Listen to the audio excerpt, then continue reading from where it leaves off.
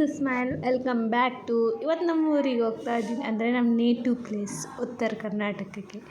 ಅಲ್ಲಿ ನೋಡೋಣ ಈ ಥರ ಇದೆ ನಮ್ಮ ಅಜ್ಜಿ ರಿಯಾಕ್ಷನ್ಸು ಅಂತ. ಅಂತೂ ಮನೆಗೆ ಬಂದ್ವಿ. ಅಲ್ಲಿಂದ ಮನೆ ಒಳಗೆ ಹೋದ್ವಿ. ನಮ್ಮ ಅಜ್ಜಿನ ನೋಡಿದೆ, ಅಜ್ಜಿ ಅಡುಗೆ ಏನೇನು ಮಾಡಿದ್ದಾಳೆ ಅಂತ ಎಲ್ಲವನ್ನೂ ಪಟ ಪಟ ಹೇಳ್ತಾಯಿದ್ಲು. ಹೊಟ್ಟೆ ಬೇರೆ ಹಸಿತಾಯಿತ್ತು.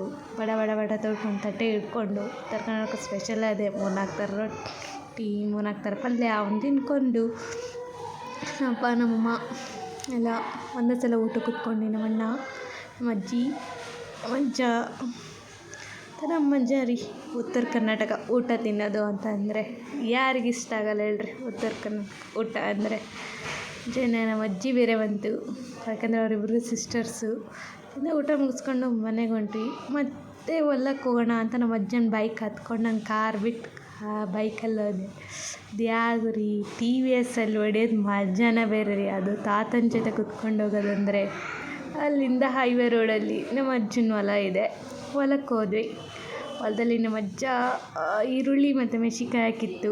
ಅದರಲ್ಲಿ ಯಾವ್ದ್ಯಾವ್ದು ಬೇಕೋ ನಮಗೆಲ್ಲ ತೊಗೊಂಡ್ವಿ. ಅಲ್ಲಿಂದ ಮತ್ತೆ ಊರಿ ಕಡೆ ಹೊಂಟ್ವಿ. ಬಾಯ್.